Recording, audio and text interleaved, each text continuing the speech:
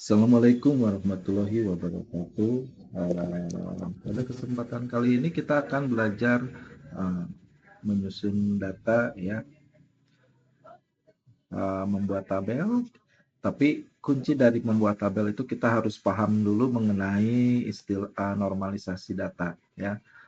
Pada pertemuan kemarin kita sudah berbicara mengenai redundansi, lalu juga proses normalisasi seperti apa, ya. Jadi proses normalisasi itu teknik untuk mengorganisasi data di dalam basis data guna mengurangi redundansi dan meningkatkan integritas data, ya.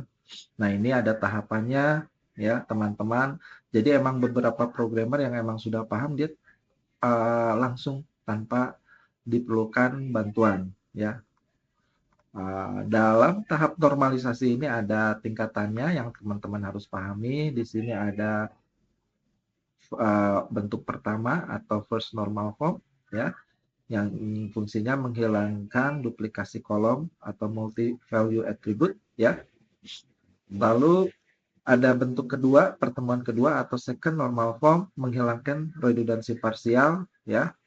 Lalu yang selanjutnya adalah third normal form, ya. Nah, sekarang kita untuk lebih mudahnya kita akan coba memetakan data-data semisal dengan studi kasus kemarin adalah di rumah sakit, ya.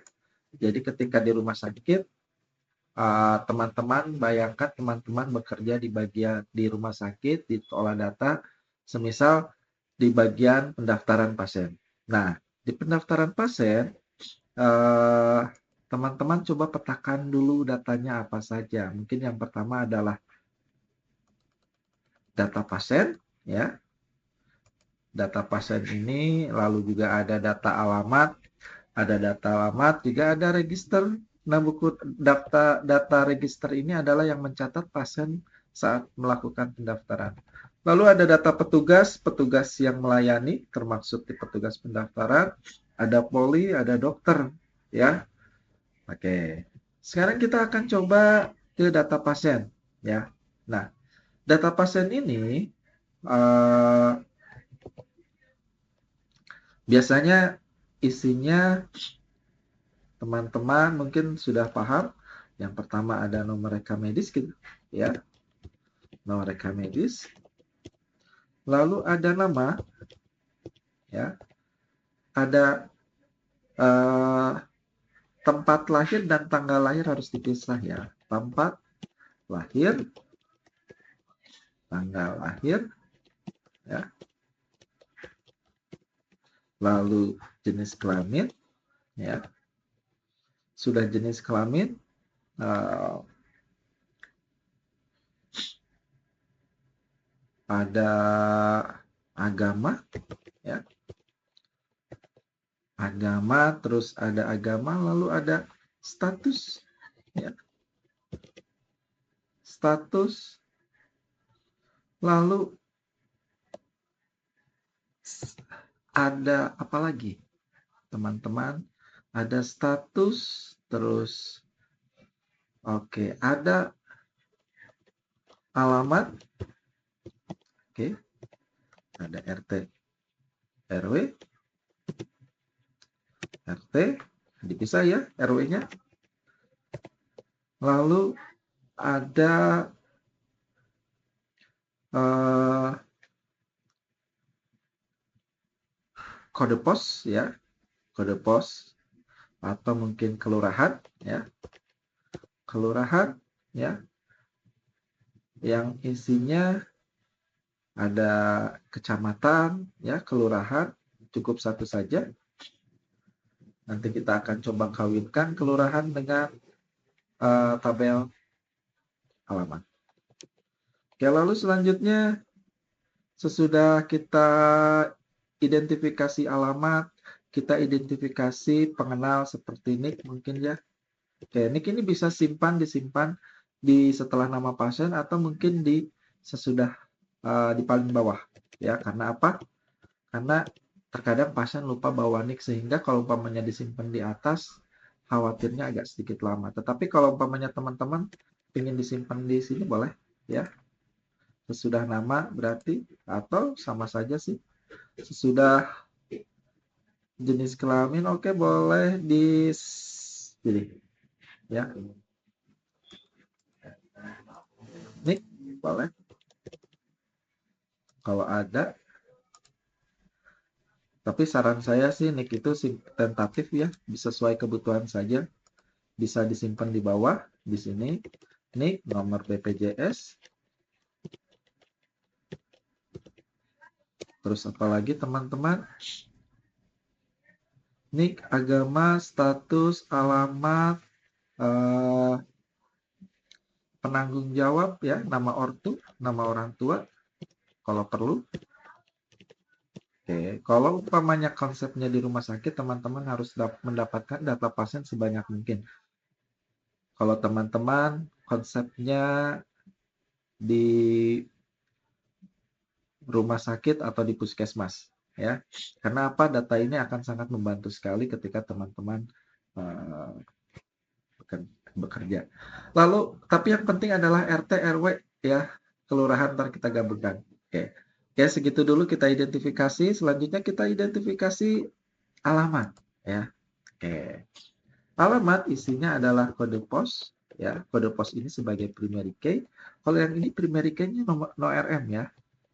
Oke, kode pos, lalu ada kelurahan, ada kecamatan, ya, ada kabupaten atau kota, ya, provinsi, oke, bila diperlukan.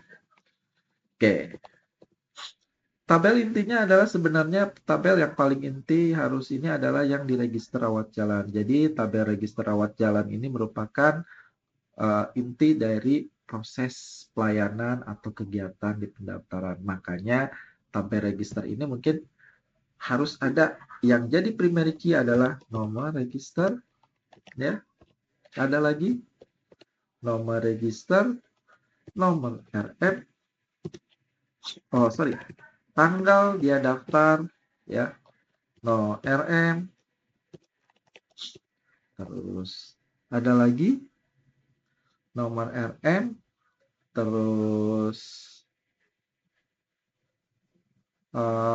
poli, ya, yang dituju, poli, terus dokter, siapa, tarif, berapa, sorry, cara bayar, yang paling penting cara bayar, tarif, oke.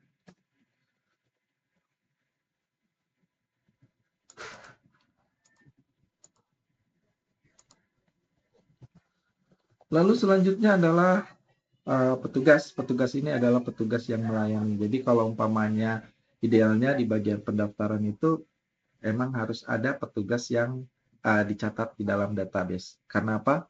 Dikhawatirkannya terjadi controlling data terhadap penggunaan controlling data oleh petugas.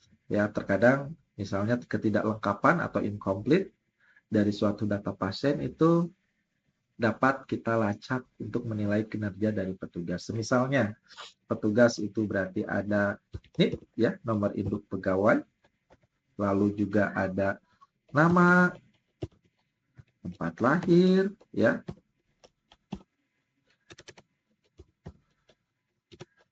lahir, tanggal lahir, terus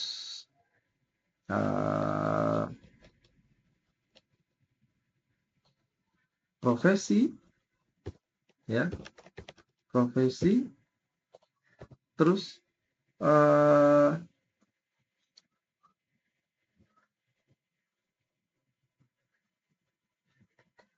jabatan. Oke. Lalu ini tergantung dari teman-teman kebutuhan, misalnya perlu alamat dan lain-lain bisa ditambahkan, misalnya alamat petugas di mana, jadi ntar dia akan membuat tabel sendiri yang lebih besar, ya.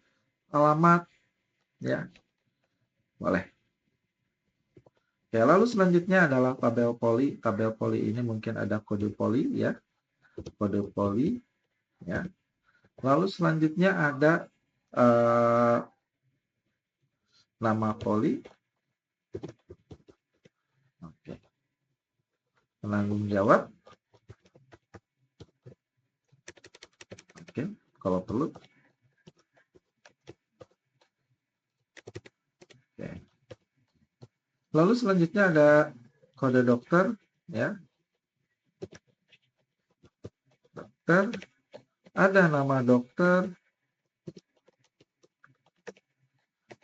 lalu selanjutnya ada nama dokter, lalu jenis kelamin, ya, lalu spesialis,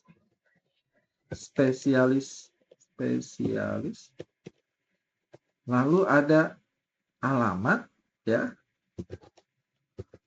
alamat kalau teman-teman perlu tempat lahir, tanggal lahir itu perlu, kalau diperlukan tinggal ditambahkan saja, ya. Lalu ada alamat, lalu ada apa lagi biasanya STR atau SIP bila diperlukan. Tergantung sesuai kebutuhan teman-teman ya. Karena intinya data ini yang digunakan ini adalah data yang sangat sederhana. Mungkin ketika teman-teman di rumah sakit akan membutuhkan data yang lebih banyak lagi bisa. Ya, ini hanya data sederhana untuk latihan bagaimana memetakan ini hanya di bagian pendaftaran. Ya, oke, di bagian pendaftaran ini yang teman-teman butuhkan ada nah, ini kata kuncinya sebenarnya ada di register, ya. Jadi semua transaksi pelayanan ada di sini, ya. Dan ini ada tabel anak, ya. Walaupun dia terlihat banyak, tapi dia adalah tabel anak untuk membantu dalam proses pencatatan di sini, ya. Jadi kata kuncinya harus benar di sini dulu ya, teman-teman. Oke, yang kita buat ini sangat sederhana, mungkin prakteknya teman-teman bisa membuat yang lebih komplit ya. Oke. Sudah dari ini kita akan coba visualisasikan ke dalam Microsoft Access ya yang mudah dulu karena Microsoft Access itu secara visual bisa dilihat ya. Jadi kalau teman-teman yang agak sedikit kesulitan dalam menggambarkan apa sih program ya, bagaimana database disusun ya, kita coba bisa menggunakan Microsoft Access ya. Oke, kalau umpamanya Microsoft Access-nya sudah paham, baru teman-teman bisa dengan mudah mungkin akan coba ke bahasa programming yang lain. Karena ini untuk latihan saja ya. Oke, mungkin itu dari saya. Apabila terjadi kesalahan, kekurangan, mohon dimaafkan. Oke, ini kita akan cek ke ini ya, kita akan coba pindahkan. Mungkin itu saja dulu.